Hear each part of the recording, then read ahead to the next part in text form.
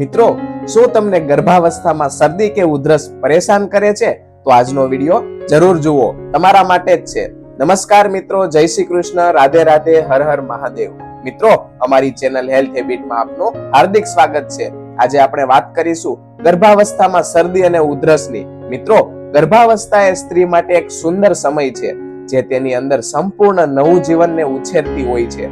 જોકે આ 9 મહિના જેટલા અમૂલ્ય છે, તે માતા માટે વધારાની કાળજી અને સાવધાની રાખવી કહે છે.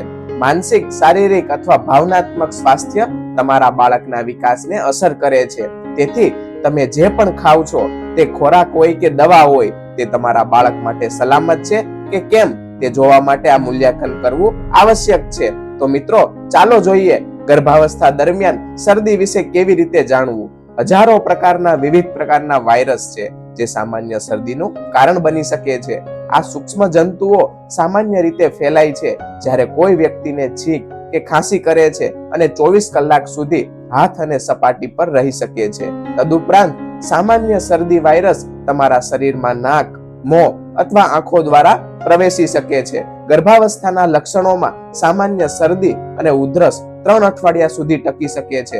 મિત્રો, આજના વિડીયોમાં આપણે ગર્ભાવસ્થા દરમિયાન થતા શરદી ઉધરસના સામાન્ય લક્ષણો, તેના કારણો અને તેના ઘરગથ્થુ ઉપચાર માટે શું કરી શકાય તેની વિગતવાર ચર્ચા કરીશું. તો મિત્રો, આજના આ વિડીયો જોવાનું ચૂકશો નહીં અને અંત સુધી જોવાનું ભૂલશો નહીં. હવે જોઈએ શરદી અને ઉધરસના સામાન્ય લક્ષણો, જેમાં પહેલું છે ઉધરસ આવવી, બીજું વહેતું નાક, ભરાયેલું નાક, સામાન્ય કરતા વધુ પાણીયુક્ત આંખો, ગળામાં ખરાશ પડવી, નાકમાંથી પાણી પડવું. મિત્રો, ઘણી વખત શરદી ફ્લૂ સાથે સરળતાથી મૂંઝવણમાં આવી શકે છે, કારણ કે આ બે ચેપ ઘણા સામાન્ય લક્ષણો ધરાવે છે. જોકે શરદીથી વિપરીત ફ્લૂમાં વધુ ગંભીર લક્ષણો હોઈ શકે છે, જેમ કે તાવ આવવો, શરીરમાં દુખાવો થવો, ઠંડી લાગવી અને માથાનો દુખાવો થવો. ચાલો હવે વિગતવાર જાણીએ ગર્ભાવસ્થા દરમિયાન શરદી કે સૂકી ઉધરસના કારણો શું હોઈ શકે. તમારી રોગ પ્રતિકારક શક્તિની કામગીરીમાં નોંધપાત્ર ફેરફારો તમને સામાન્ય શરદી અને ફ્લૂના લક્ષણો માટે સંવેદનશીલ બનાવી શકે છે.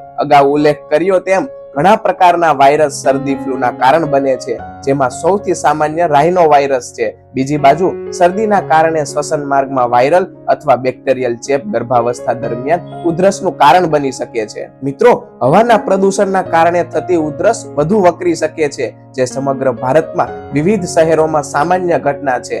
વાયરલ અથવા બેક્ટેરિયલ ચેપના કારણે શરદીને અનુસરી શકે છે. હવે જોઈએ ગર્ભાવસ્થા દરમિયાન શરદી થવાથી કેવી રીતે બચી શકાય. મિત્રો, સગર્ભાવસ્થા દરમિયાન શરદી અને ઉધરસથી બચવાનો શ્રેષ્ઠ માર્ગ છે કે તંદુરસ્ત જીવનશૈલી જીવવી, જે રોગ પ્રતિકારક શક્તિને મજબૂત રાખે છે, જેનાથી ચેપ અટકાવે છે. ગર્ભાવસ્થા દરમિયાન શરદી અને સૂકી ઉધરસને રોકવા માટે સ્વચ્છતા એ બીજું મહત્વનું પાસું છે. અગાઉ જણાવ્યા મુજબ શરદી પકડવાની સૌથી સામાન્ય રીત એ છે કે જેને શરદી હોય અથવા તેને તાજેતરમાં હેન્ડલ કરેલ હોય તેવી કોઈ પણ વસ્તુને સ્પર્શ ના કરવો. આથી સ્વચ્છતા, સારા નિયમોનું પાલન કરવાથી શરદીને ફેલાતી અટકાવવામાં મદદ મળી શકે છે. ગર્ભાવસ્થા દરમિયાન શરદી ન થાય તેના માટેના જરૂરી પગલાઓ લઈ શકાય છે, જેમાં પહેલું છે નિયમિત રીતે હાથ ધોવા. બીજું, શરદી અને ઉધરસથી પીડિત લોકો બને ત્યાં સુધી દૂર રહો. ત્રીજું, સારી ઊંઘની દિનચર્યા રાખો. ચોથું, દરરોજ થોડી કસરત કરવાથી તમારી રોગ પ્રતિકારક શક્તિને મજબૂત બનાવવામાં મદદ મળી શકે છે. પાંચમું, અતિશય આહાર ટાળો અને સ્વસ્થ અને આરોગ્યપ્રદ ખોરાક ખાવા પર સ્વિચ કરો. છઠ્ઠું છે ગર્ભાવસ્થા દરમિયાન ફળો, ખાસ કરીને દ્રાક્ષનું સેવન કરવાથી તમારી રોગ પ્રતિકારક શક્તિને સારી રીતે સુરક્ષિત કરવામાં મદદ મળી શકે છે. અને સાતમું છે તમારી આસપાસ સ્વચ્છતા રાખો.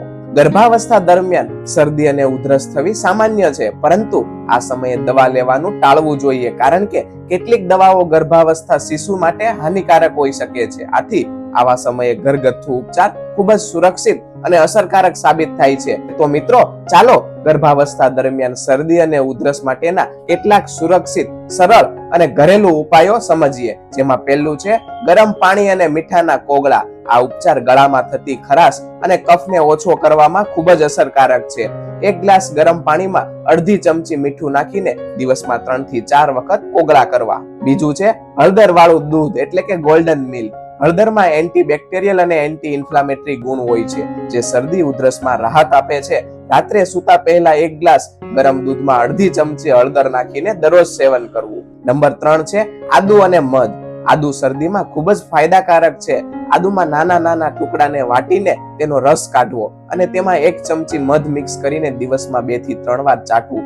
આ ઉપાય ઉધરસ અને કફ બંનેમાં રાહત આપે છે. ચોથું છે તુલસીના પાન. તુલસીના પાન શરદી, ઉધરસ અને કફમાં ખૂબ જ અસરકારક છે.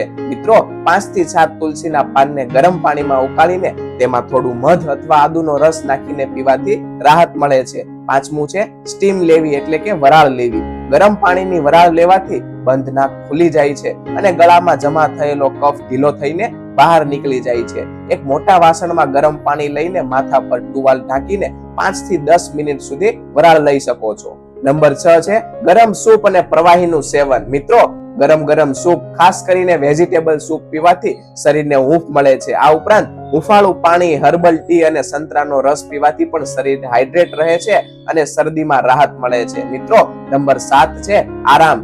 શરદીને સંપૂર્ણ આરામ આપવો ખૂબ જ જરૂરી છે. પૂરતી ઊંઘ લેવાથી રોગ પ્રતિકારક શક્તિ મજબૂત બને છે અને શરીર જલ્દીથી સ્વસ્થ થાય છે. જો મિત્રો આ ઘરગથ્થુ ઉપચારોથી કોઈ ફરક ન પડે અથવા શરદી ઉધરસ સાથે તાવ, ગળામાં વધુ દુખાવો કે શ્વાસ લેવામાં તકલીફ જેવી સમસ્યાઓ થાય તો તાત્કાલિક તમારા ડોક્ટરનો સંપર્ક કરવો. ગર્ભાવસ્થા દરમિયાન કોઈ પણ નાની મોટી તકલીફને અવગણશો નહીં. બસ મિત્રો, આજના વિડીયોમાં બસ આટલું જ.